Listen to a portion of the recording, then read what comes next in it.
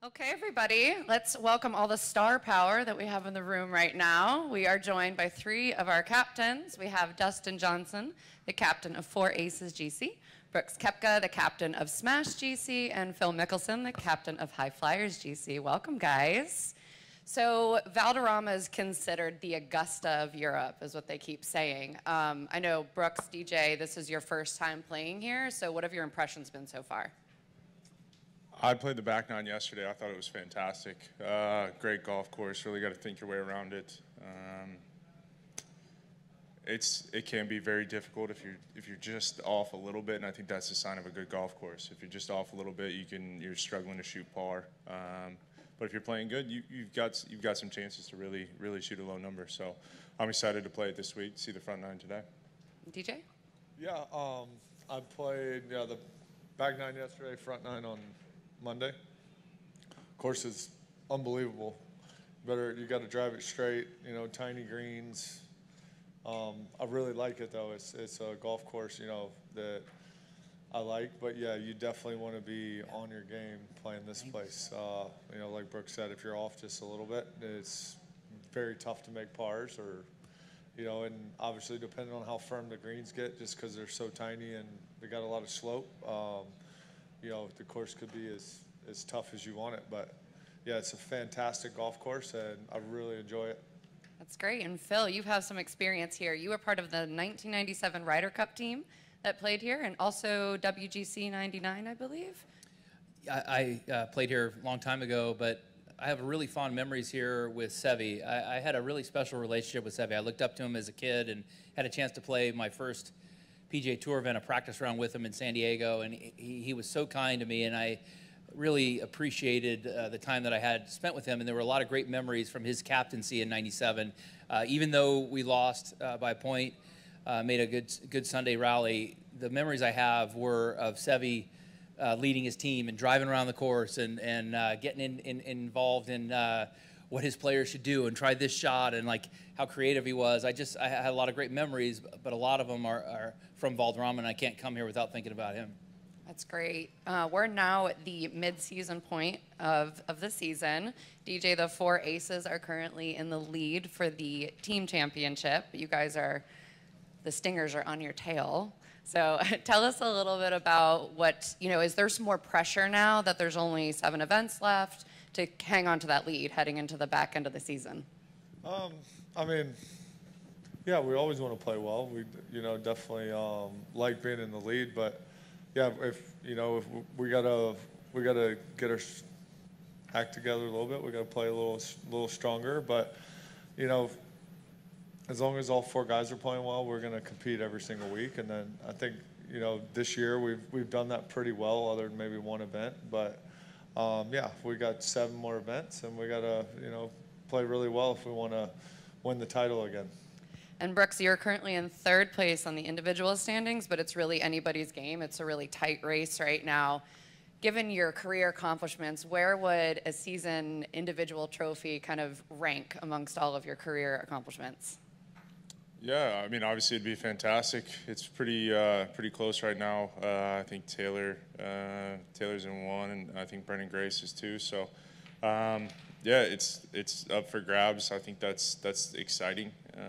Going into the last half of the season, I think even looking down at 4 or 5, and I believe even 6 in the rankings, it's all really tight. So it'll be a fun next few weeks, next few months, just to see where everything plays out.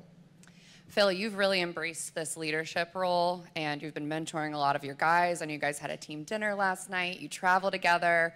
Is it something about where you're at in your career and life right now that it's really enabled you to embrace this role? Do you think you would have been the same way 20 years ago?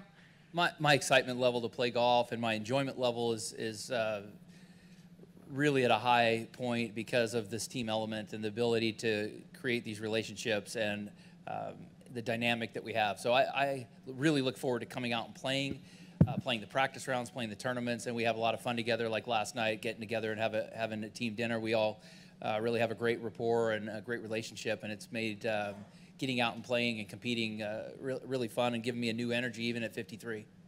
Last question for you, Phil. I noticed that we are selling high flyer capes in the merch tent. Can you tell us a little bit about the genesis of the high flyers capes? It's aspirational, Jane.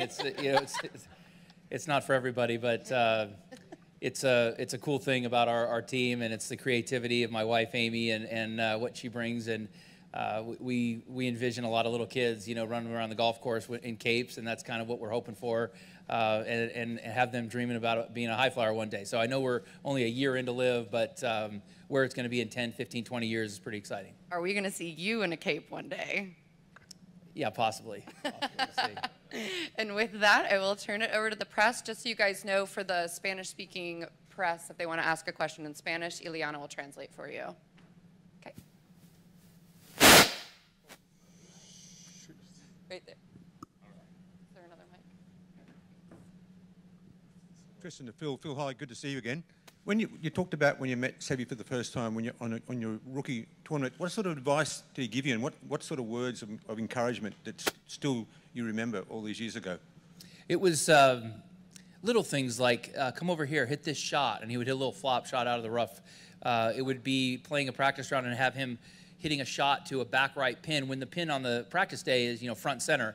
And he's talking about getting ready to play, compete, and to work on the shots that he's about to play in the competition. And that was, for a 17-year-old, a little eye-opening, because I'm out there trying to shoot a number and score on a Tuesday practice round, which made no sense. But it was when he would drag me over and we would have little competitions. And then we both were with Hugo Boss and would do photo shoots together. And in between breaks, we would have little bunker competitions, chipping competitions. And the time that I spent with him really meant a lot to me. But when you look up to somebody the way I looked up at Seve as a kid, watching him win the Masters, and then you meet him, and he is everything you kind of hoped it would be. It's not a letdown. It really meant a lot, and I cherish that time that I have with him. Hi, Brooks. You won twice in Spain in your early years, and then I want to know, what do you remember of those years, and how important were for your wins, your majors recently? Yeah, right. It pretty much jump-started my career, right, when I was over here on the Challenge Tour.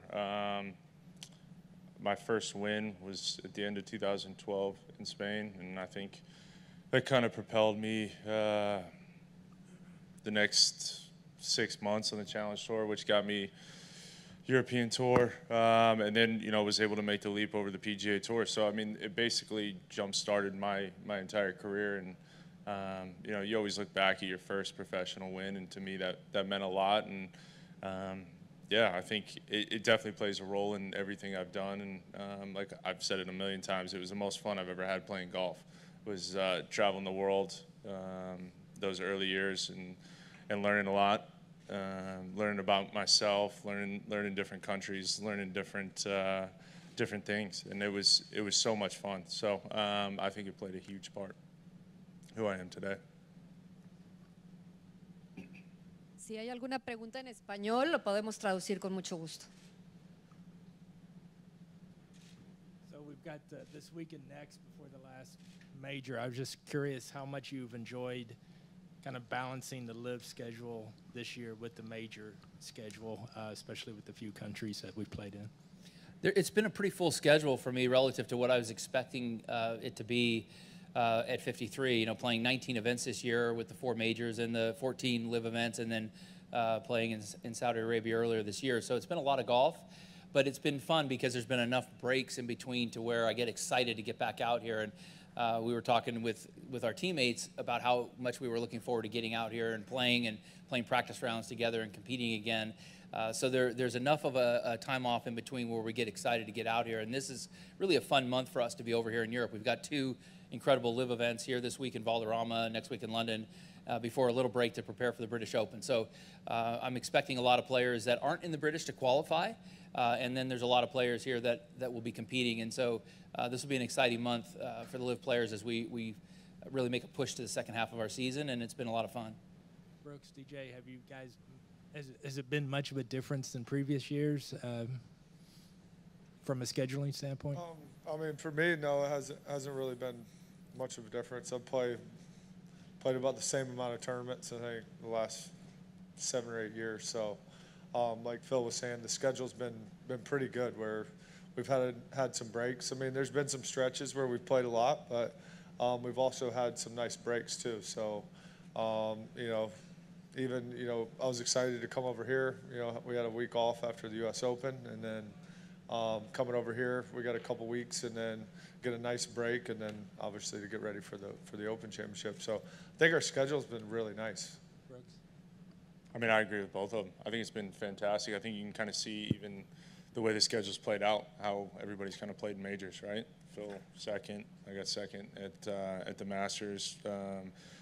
Good showing by a bunch of LIV guys at the PGA as well, and even the U.S. Open. So I think the schedule's been fantastic. It's definitely helped us in the preparation for the majors as well. And DJ, one last question from me. Did you, as captain, order the code red on Pat Perez's hair? No, it had nothing to do with that. That's all Pat.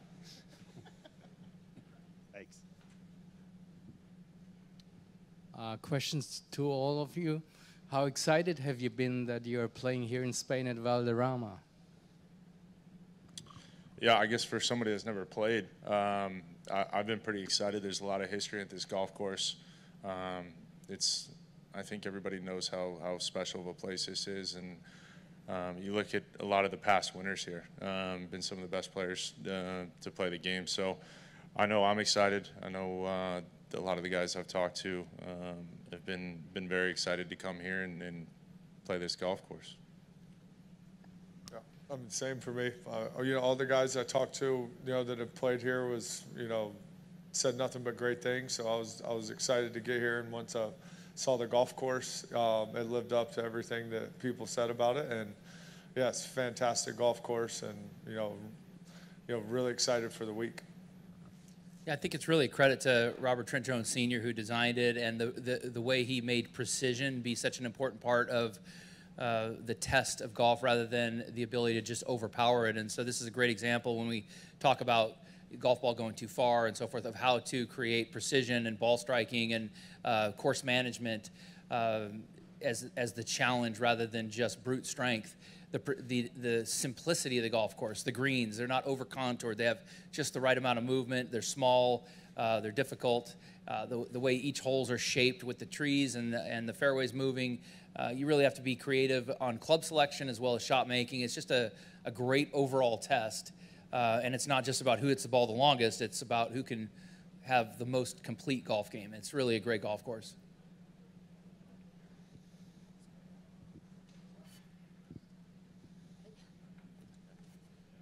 With the framework agreement that was announced at the beginning of the month, it seems like most people presume that you guys want to return to the PGA Tour.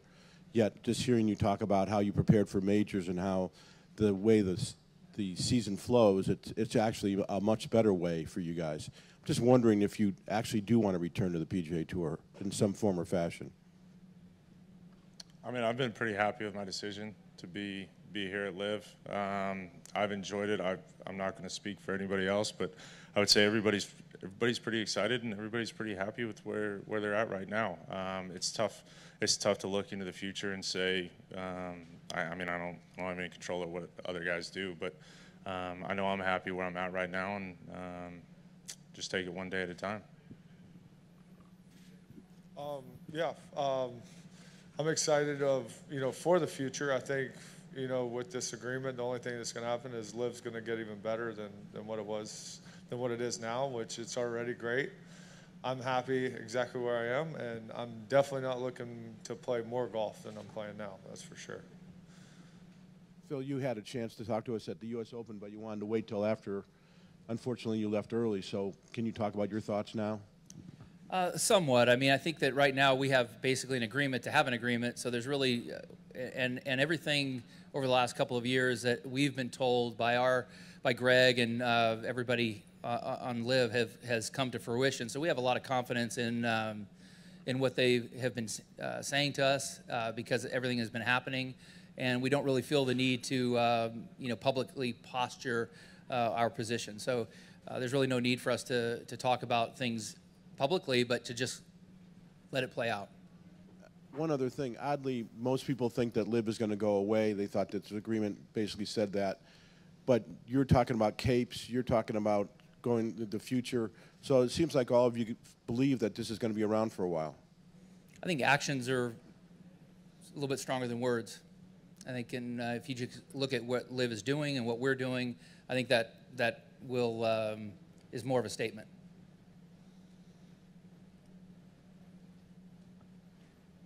Yeah, one question for Phil. It's about your links to Spain. You've been a long time without coming here, but you have had, or you have, a good relationship with Sevi, Sergio, and John.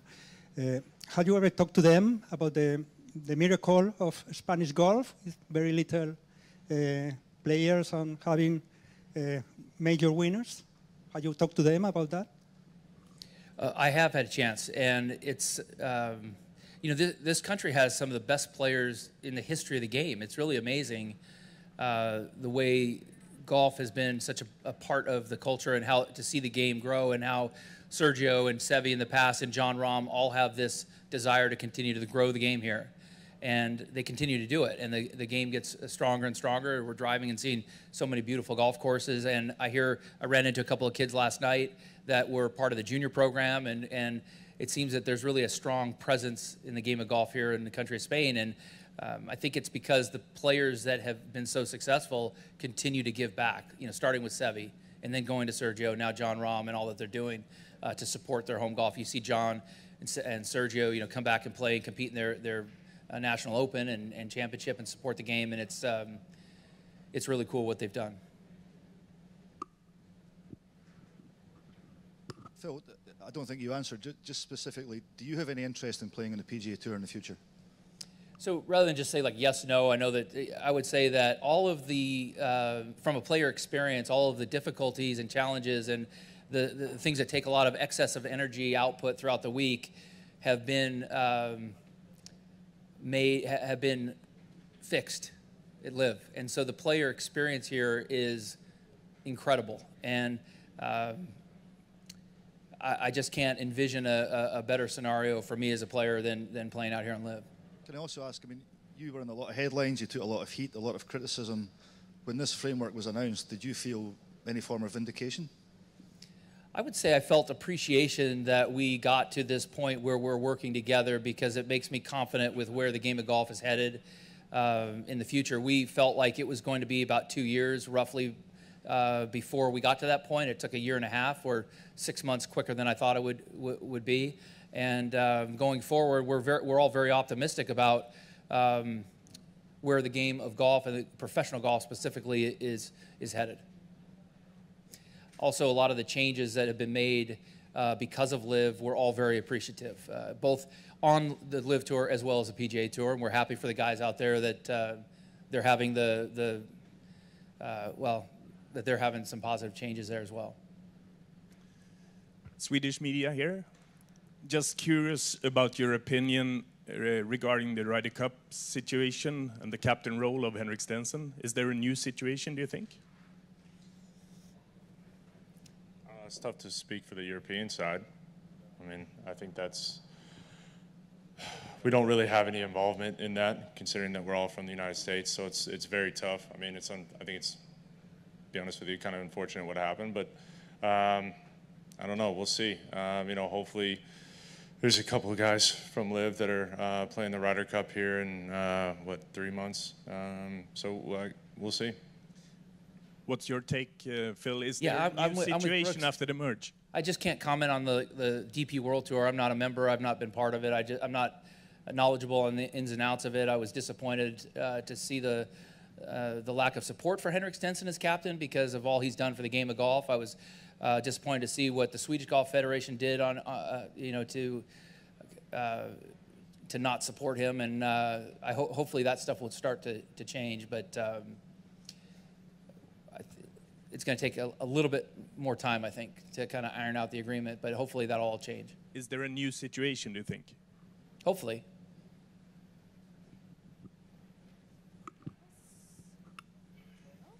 Okay, great. Thank you guys so much. Thanks. Good luck this week. Sorry. Excuse me. Sí. Para la verdad de Murcia, por desengrasar un poco, en el poco tiempo que llevan en España, ¿Han incorporado a su vocabulario alguna palabra, alguna frase en castellano que no sea jamón? Like she's asking if you have been for a little while already in Spain. Have you incorporated any word in your language in Spanish that is not jamón, ham? Un poco, un poco. Un poco. She's asking if any of you. Yeah, I mean, I've learned some Spanish from my years over here when I was, 2012 to 2014, but a little rusty in it, but picking back up. Un poquito.